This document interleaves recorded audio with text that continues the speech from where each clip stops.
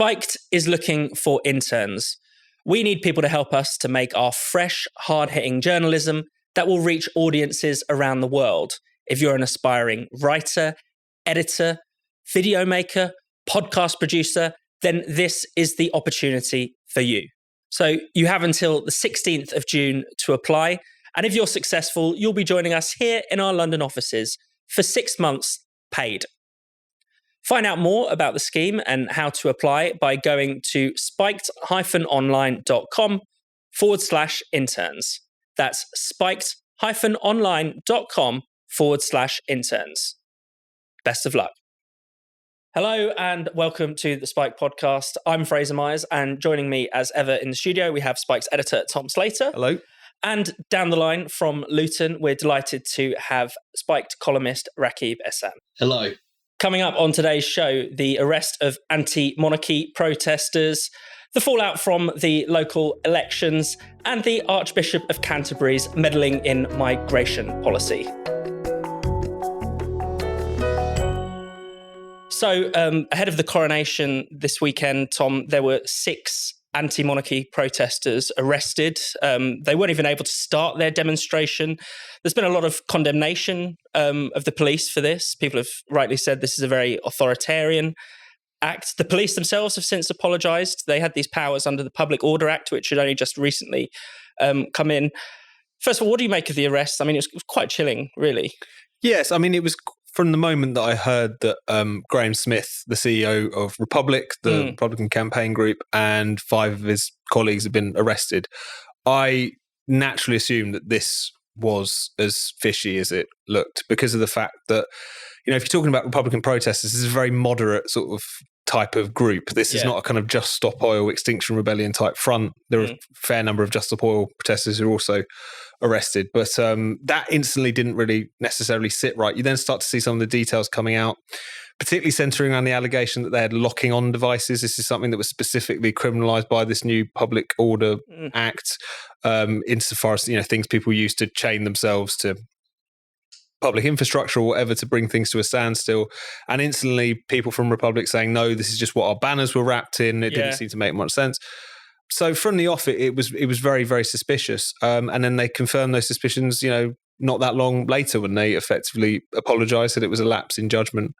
But I think it just speaks to how broad the police powers currently are, how concerning that should be, but also how difficult I think it is to argue against these particular measures because of the fact that whilst there has been this creep of authoritarianism in relation to protest, it's always been pretty bad, but it's certainly gotten worse in recent years because of the couple of Tory pieces of legislation on the bounce, but also because when people who agree with Republic or who are concerned about people on the left of politics being censored complain about this, as they did very vocally over the course of the weekend, there's a lot of people who just dismiss that as them defending people they agree with because that's the only thing they ever do.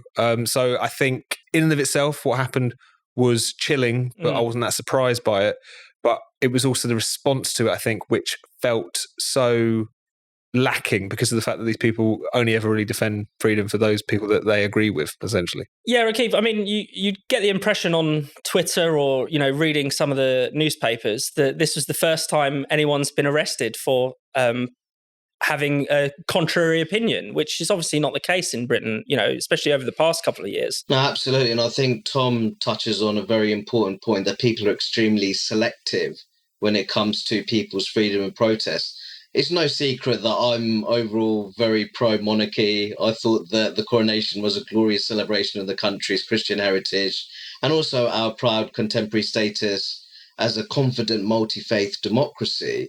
But I found it very worrying to see the level of police authoritarianism. People are absolutely within their right to hold demonstrations, anti-monarchy demonstrations, making the case for secular republicanism in modern-day Britain through protests. And I think, if truth be told, the Met continues to embarrass itself. That's the truth of it. And I think there needs to be now a broader debate on how the police, especially the Met in London, abuses its powers. And I think what's really interesting, that there's a story that's emerged where a young lady who is very pro-monarchy, enjoys royal occasions, she got caught up in all of this. She got arrested, and she was actually held by the police for the entire day. And I think that's absolutely remarkable. I think that we need to have a very serious conversation about policing activities in London, which I consider to be a fundamental abuse of their powers. Yeah, and Tom, I mean, obviously the law allows the police to do this, and that's why there's a problem with the law. But conversely, we have seen one of the reasons why the government feels the need to bring in this law is because on some demonstrations, the police haven't used their powers. To take some of the Extinction Rebellion or Just Stop Oil or Insulate Britain protests. A lot of people have been asking, well, why, when people are causing disruption, do the police seem to side with the protests? No, it's a confusing one, not least because of the fact that the sorts of things that Just Stop Oil or Extinction Rebellion have been getting up to, it's hard to believe that this stuff hasn't been criminalised already, that if you're gluing yourself to trains or lying down in the road, that's not something that can be dealt with in quicker than 10 hours, as always seems to be the case. I think the problem is that, first of all, that you do have these very expansive powers. You kind of handed them a blank check to police protests in recent years, and that's a power that can be very readily abused, as we've seen in this instance. I think the other issue is that in some way, shape, or form, I think the police now consider themselves to be in the public relations business.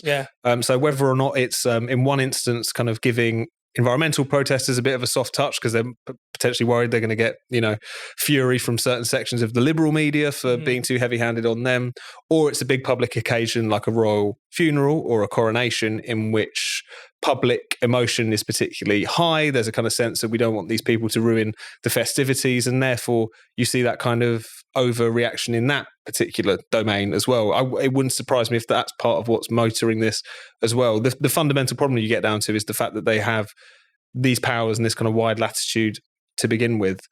And even though, as I say, I'm in a sort of slightly curious position because of the fact that I wrote an article criticising Republic the day of the coronation from a Republican perspective, very naff and virtue signaling, and not my king is a very narcissistic kind of way of doing things. But at the same time, it being so abundantly clear that these clampdowns were completely atrocious.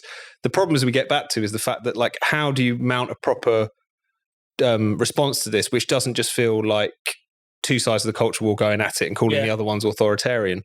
And that's a real question that the James O'Briens or the Owen Joneses of this world really have to answer, is the fact that even if we're just talking about protests, they've been remarkably silent in recent years when it came down to the COVID restrictions on protests. That was an outrageous thing to happen, particularly in the context of unprecedented restrictions on our everyday lives. People should be able to voice their opposition to that incredibly sweeping powers to stop protests and also to issue exorbitant fines for those who broke those particular rules.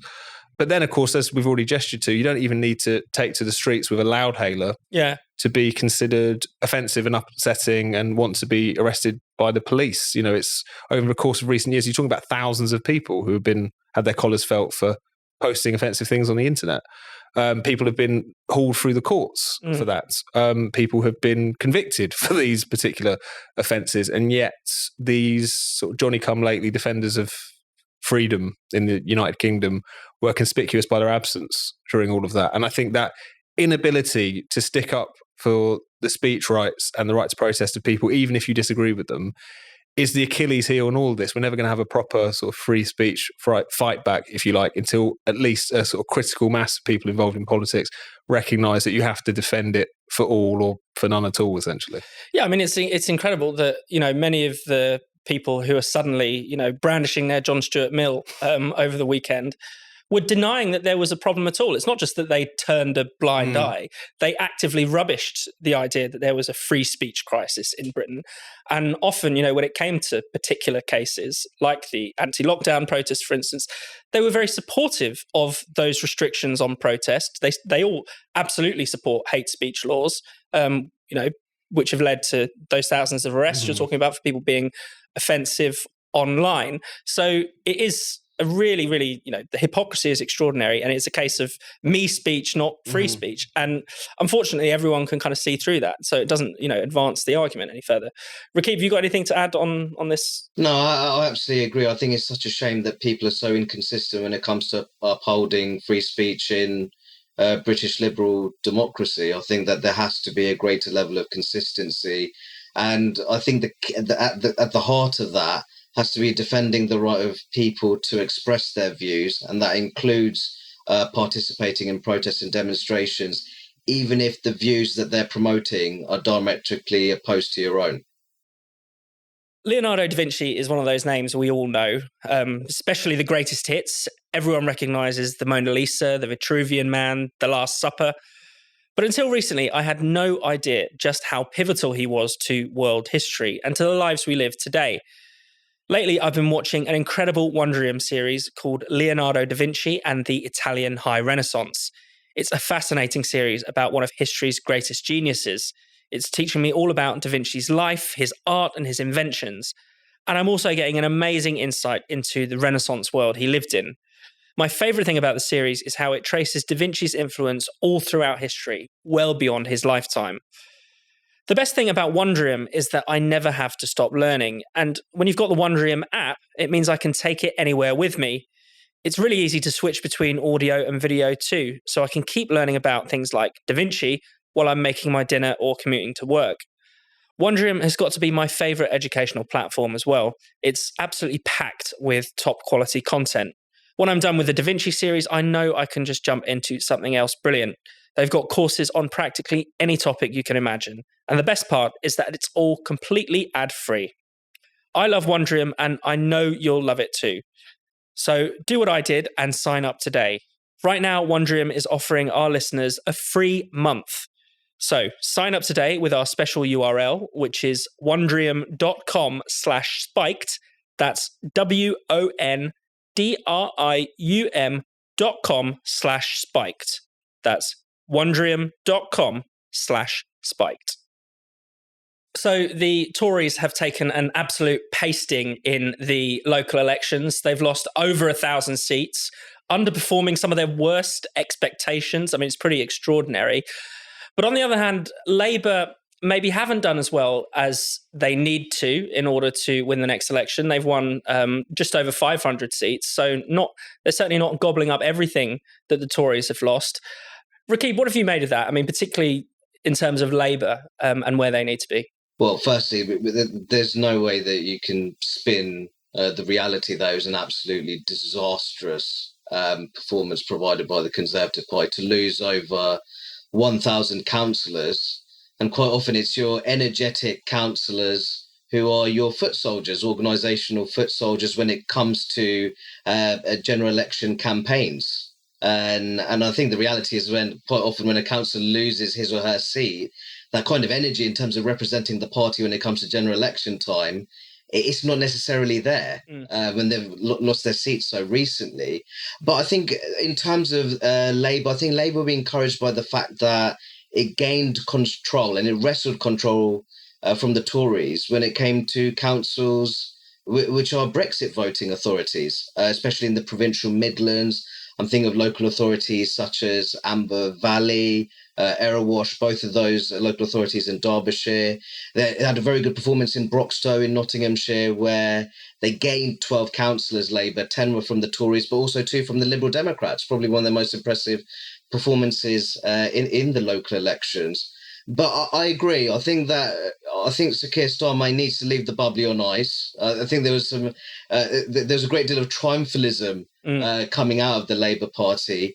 I'm not sure. I'm not so sure. I think there's a great deal of work that needs to be done by the party if it wants to secure a workable parliamentary majority. And I do think that we have to entertain the possibility of there perhaps being a Labour Liberal Democratic coalition, a Liberal Democrat coalition in the following the next general election. I think that's certainly a possibility. And we have to make the point. I think that the Greens, they had a fantastic time of it. I think that if you see in recent local election cycles, they've been building on a series of impressive performances. And I'd actually say they were the biggest winners of these latest local elections in England. And in terms of how the results are being spun, obviously, Rakib, that you're absolutely right. There's no good way to spin it for the Tories. What an absolute disaster.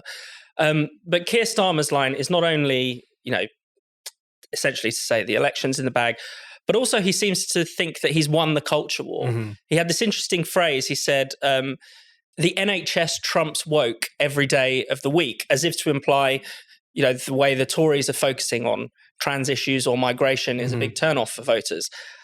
Is that a fair assessment? Well, no, not at all, not least because of the fact that the idea that Rishi Sunak was going up and down the country demanding to know of Labour councillors if they knew what a woman was. That's not how local elections work. It would be absurd if you tried to mount a campaign on that particular basis.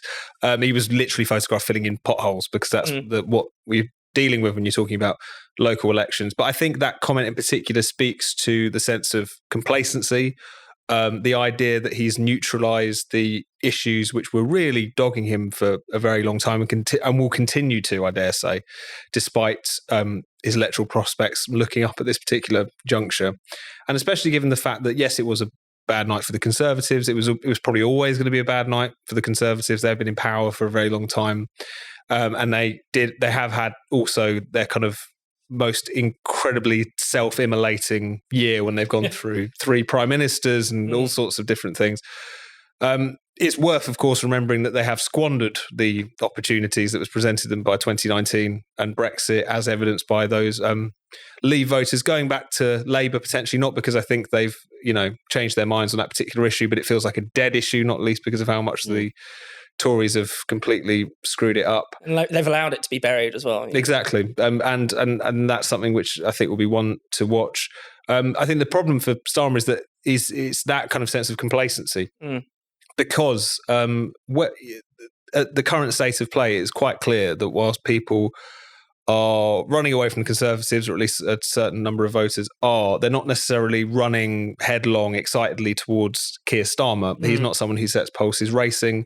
It was interesting to hear him talk about the NHS trumps woke every time. I mean, what is his plan for the NHS or anything else for that matter? I mean, in recent days, it seems that his main policy is to say that he's going to look at what Tories have done and maybe change it or not. I mean, he's still kind of dodging a lot of those particular issues. And also complacency on the culture war, I think, is important to talk about because of the fact that you have this very deadening discussion, which is to say, wow, actually, the number one issue for people is the cost of living. Of course it is. It would be insane if it wasn't, given how bad things are out there at the moment. People's bread and butter issues are always going to be front and centre in their minds. The thing about the culture war and the reason it's so important is that it kind of underlines a lot of those other discussions. It kind of sits behind them in a weird sort of way. It's one of the ways in which, in quite a profound way, there's been this kind of rupture between ordinary people and their elected representatives to the point where they feel that their leaders have completely strange, exotic, nonsensical worldviews around gender or anything else. It kind of expresses that chasm between ordinary people and the people vying for their particular attention.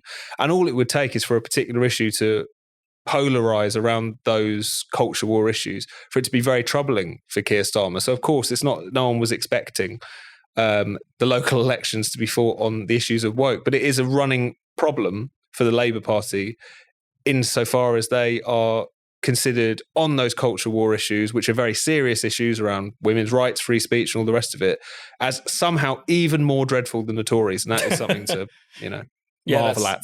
Yeah, it's quite an incredible feat. I mean, it was interesting. There was a sort of leaked note from Labour advisors saying that Keir could lose the next election on day one if he's still being asked what a woman is, because it's amazing, frankly, that people can't answer that question, and it says a great deal about the politicians, who can't answer a simple question truthfully because they're scared or whether they genuinely buy into the sort of gender ideology rubbish. I mean, Rakib, one problem for Keir Starmer is that his personal ratings are sort of behind the Labour Party. And often when there are sort of focus groups done, Keir Starmer loves a focus group, we know, but people will say, when people are asked to say what words they associate with Keir, they will say things like dull, boring, uninteresting, no vision, that kind of thing. I mean, that's, no one's flocking to Keir Starmer's arms, are they? No, and I think it's interesting that I think Rishi Sunak received a great deal of criticism for the results from the right of his party. I actually think that Sunak is the only thing that's really preventing the Tories of having, in terms of getting an absolute hammering in the next general election, if truth be told. If you look at the polling, quite often Sunak's personal ratings are above that of his party. And in some cases, it's the reverse of that when it comes to the Labour Party and Sir Keir Starmer. I think that he's yet to truly articulate an uplifting vision for what Britain could be under a Labour government. Now, of course, he has to focus on the cost of living crisis. I think that has to be his priority. But there has to be also, you have to provide that degree of optimism to say it's not always going to be like this. That when we tackle the cost of living crisis, there are better times ahead. So I think at the moment that's the problem. I think that if all you're offering is doom and gloom, you are naturally going to perceive to be a quite dull, uninspiring character. And that's not to say that you should have your head in the clouds and be unreasonably positive. I think that Boris Johnson at times fell into that category. But I think many British voters would appreciate more of the sort of big picture stuff from Sir Keir Starmer. And at the moment, I don't think they've received much of that. I think that, talking about that kind of big picture stuff, the idea of having values or an ideology, that seems to be the problem for actually both Keir and Sunak. They are both kind of two technocrats, essentially, fighting over the centre ground, not saying much, not promising very much, delivering even less. No, I think that's exactly right. And I think this would be a very different contest between these two leaders of the two main parties if it wasn't for, as I say, the sort of suicide mission that the Tory party has been on for some time, insofar as it's kind of roundabout of leaders and so on. It'd be a very different kind of proposition if you just had these two kind of competing flavours of blancmange on a slightly more equal footing without all of that baggage already being kind of built up for Sunak in particular. But I think it's also a reminder that Keir Starmer is essentially trying to win the next election by default. Yeah. And he's doing so well in the knowledge that all of the shenanigans around the Tory party, all of the squandering of their sort of Brexit mandate, all of the infighting, all of the economic chaos that unfurled in response to Liz Truss's government and so on, really gives him a head start in that race. But at the same time, he's almost trying to not say anything about the big particular issues of the day. You get the sense that on some of these big culture war issues, what he'd love to happen is for the Tories to sort of legislate them away so that he can quietly never touch them again. You get the sense that he doesn't have much conviction about anything in particular, his recent U-turn on tuition fees being only the sort of most recent and in some respects kind of prosaic example of the sort of his ability to just sort of ping from one particular position to another. So it's particularly uninspiring, but I also think it is depressing for the state of politics insofar as not only do you not have much competition between the two, but you also have that kind of profound cynicism of, at least we'll win by default, rather than even trying to carve out some kind of response to the electoral ruptures of recent years and what they meant and what they displayed that people wanted out of their politics. So it's going to, whatever happens, it'll be interesting, but you can't help but feel that the choice that we're being presented with is as dreary as that we were seeing back in the 2010s and so on. So the Archbishop of Canterbury, Justin Welby, has made a stinging intervention in the migration debate. He has essentially called the government's illegal migration bill immoral.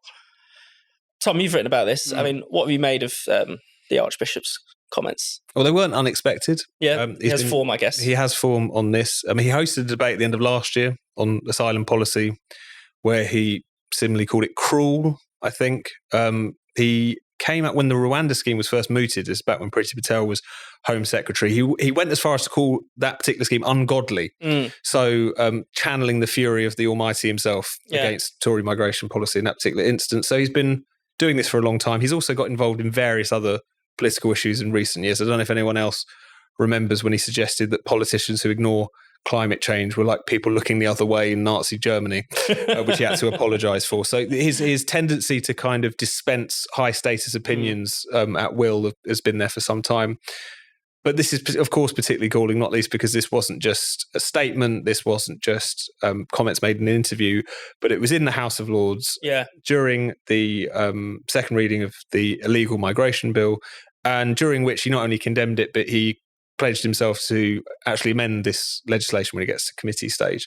So it's just another reminder of what a ridiculous setup the House of Lords is. The fact that you have him and the rest of the Lords spiritual, the kind of quota of Church of England bishops who are allowed to sit there. And despite the fact that they've never bothered a ballot box, they get to be able to meddle in the legislating process. And I think it's really important that, I'm not a fan of this illegal migration bill. We've talked about it on the podcast before. We've written about it on Spiked in terms of its liberalism and its shortcomings and so on.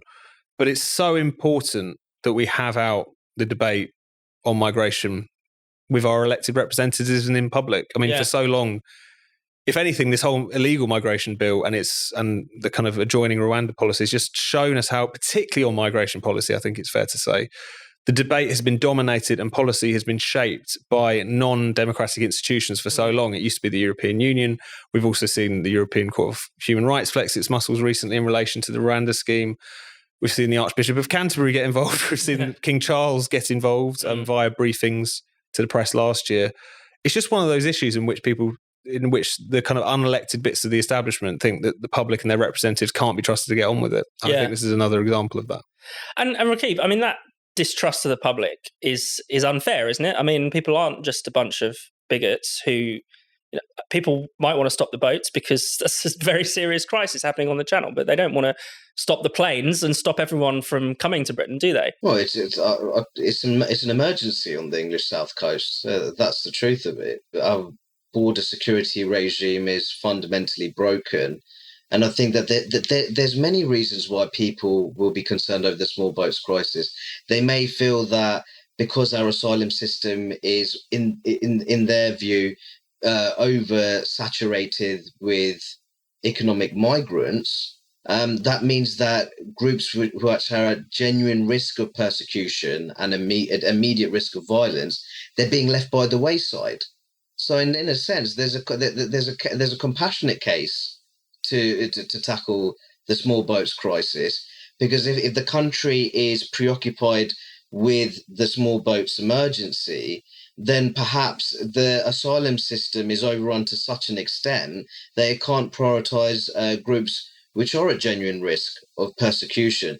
I think that Justin Welby's intervention, he likes making interventions of this nature, but I think the problem that we have here is that we have a series of unelected bodies, whether it's in the UK or the ECHR, the Strasbourg-based court, and they're undercutting the migration policy of a democratically elected government. And I think that many people will naturally take issue with that, because they would have felt that in the post-Brexit world, that the UK should very much be in charge of its borders and should have ultimate sovereignty over its asylum system. And many people understandably feel that that's not the case. And sticking with the Archbishop and the Church, as you alluded to, Tom, he's taken a strong stance on climate change as well. He's also taken a strong stance on woke issues, BLM, essentially endorsing a report saying that artifacts or even gravestones and things like that in churches that have any connection to colonialism need to be removed. He's got a transgender policy. All Church of England schools, which will be endorsed, should affirm the gender of children above the age of 5. I mean, what do you make of this kind of great awakening of the Church of England? Because it is a bit of a bizarre spectacle. It's replace one religion with another, you can say. But no, it is really striking. People used to talk about the Church of England as the Conservative Party at prayer. I mean, that was the watchword for it insofar as its, its values, its political commitments, its natural political alliances and so on. And yet the ease with which it's been essentially captured or washed over. Captured always makes it sound like it was too much of a plan. It's like they kind of just lie down in in the kind of atmosphere that's been created by identity politics. And it's just striking how it doesn't matter how old-fashioned, traditionalist, Tory, historically the institution is. The pull of this particular ideology is obviously quite intense, and also it shows that it comes with it a desire to meddle and to lecture and to sermonise. That might come more naturally to the Archbishop of Canterbury than might do other leaders of other institutions. They are pious people. They are very pious people. But it is a fascinating example of how the sort of new woke religion has such a pull for various figures, even leaders of the established church in this country. I'm amazed at how well they managed to fuse the two. So you had the previous Archbishop of Canterbury, Rowan Williams, saying that the process of transitioning is a sacred journey to becoming whole.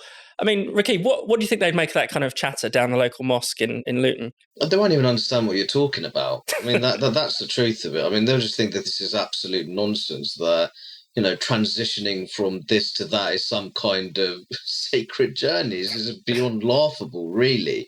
I think that it's a real shame that the Church of England has taken this path, if truth be told. And maybe it should look at itself. We saw the latest census figures that there's been a sharp drop in the number of people in England and Wales who identify as Christian. I think that the Anglican Church has to take some responsibility for that. But never mind the local mosque, Fraser. I'd be very interested to talk to some socially conservative Anglicans of Black African origin, what they would think about that, the possibility that transitioning is some kind of sacred journey. Or the congregation more generally, Yeah, I think it's a point that I've made before, that actually it's those new migrants, you could say recently arrived, which are helping to keep Christianity alive in a robust way, especially in our inner cities and my hometown of Luton, places such as Medway in Kent, Thurrock in Essex, Swindon in Wiltshire. So I think the country could do with the Church of England that talks more about family values.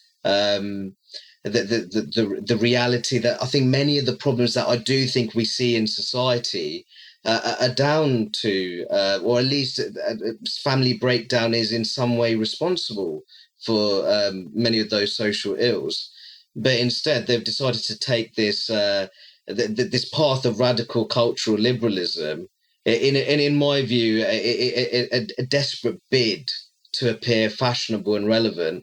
And I think that's a crying shame. And Tom, finally, I mean, obviously, Welby is being cheered on by the liberal elites for this, for slapping down our evil government. But I mean, do you think they'd want him to intervene on questions of abortion, of gay marriage, or is this a sort of fair weather alliance? I think it's a fair weather alliance, but it's a useful one as far as it really demonstrates just how outrageous the sort of setup is when you've got the Archbishop of Canterbury trying to make his presence felt in politics and that being cheered on. It makes you realise just how ridiculous this particular situation is. And as I say, the ongoing existence of the House of Lords, the idea that if you're a bishop, one of those handful of hereditaries left, or just some party flunky who hung around long enough around the Labour Party, that suddenly you should be elevated above the heads of all of the ordinary citizens as far as being able to take this role in scrutinising, but often when they really take against it, blocking legislation. It should outrage people in public life more than it actually does. It's something which I think really came to the fore with Brexit. I think a lot of ordinary people in particular were shocked to the extent to which this institution could be weaponised against their will. But I think what this particular hour of immigration shows is that it's not going to begin and end with Brexit, in the kind of post-Brexit era, when all of these areas of policy, which were previously kind of squirreled away in Brussels committee rooms or amongst people in Whitehall, would always say one thing and do another. They're back up for public contestation now. And as a lot of those issues, a lot of those public debates unfurl, I think we'll see that those sections of the establishment are going to be as willing to sort of flex their muscles as they were over the Brexit process. Thank you so much for watching the Spikes podcast. We'll be back next Friday. If you hit subscribe and click the bell, you'll never miss an episode. And in the meantime, why not check out all of Spike's other videos and podcasts on this channel? And for more Spiked content, find us at spiked-online.com.